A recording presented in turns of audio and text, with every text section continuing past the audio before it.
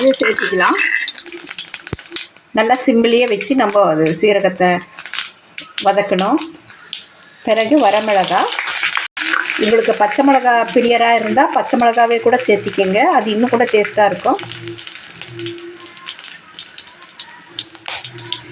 கருவேப்பிலை.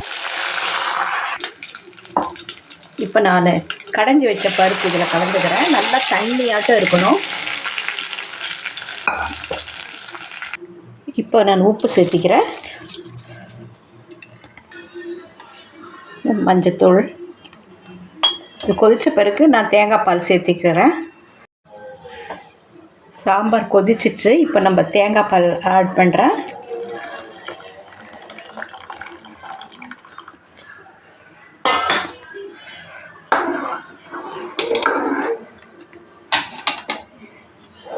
இப்போ கொத்தமல்லி தழை,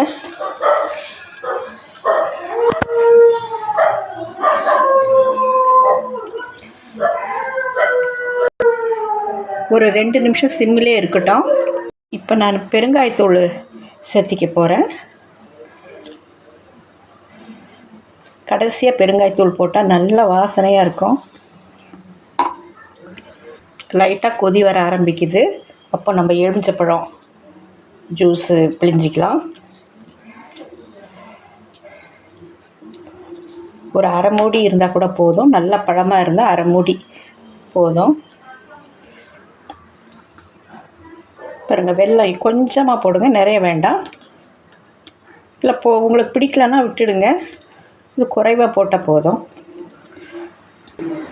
இந்த சாம்பாருக்கு ஒரு கத்திரிக்காய் பிரட்டல் செய்யலான்ட்டு இருக்கேன்.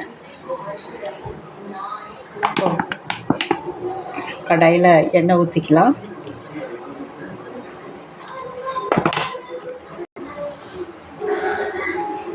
இப்போ கடுகு சேர்த்திக்கலாம்.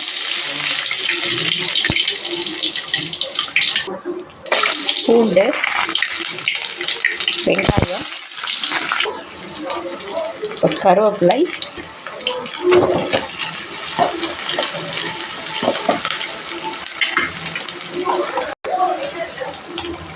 வெங்காயம் கண்ணாடி பதத்துக்கு வந்திருக்கு. நம்ம கத்திரிக்காய்க்கே போட்டுக்கலாம்.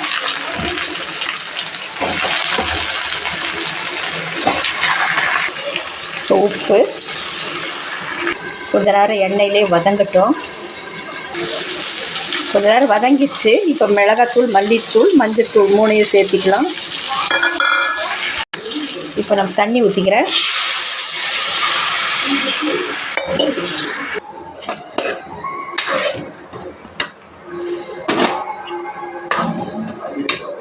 நல்லா வேகட்டும்.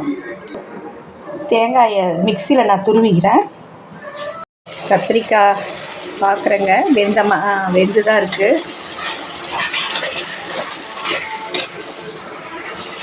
தேங்காய் துருவல் போட்டுக்கலாம்.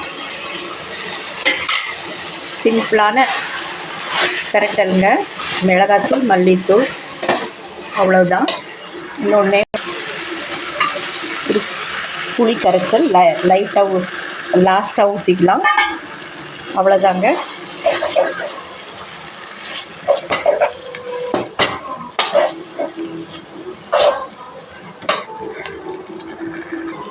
கடைசியாக கொஞ்சோண்டு வெல்லம் தாங்க போட்டு பாருங்கள். இந்த புளி ஊற்றி கொஞ்சம் வெல்லம் போட்டால் அப்படியே டேஸ்ட்டு பிச்சுக்கும்.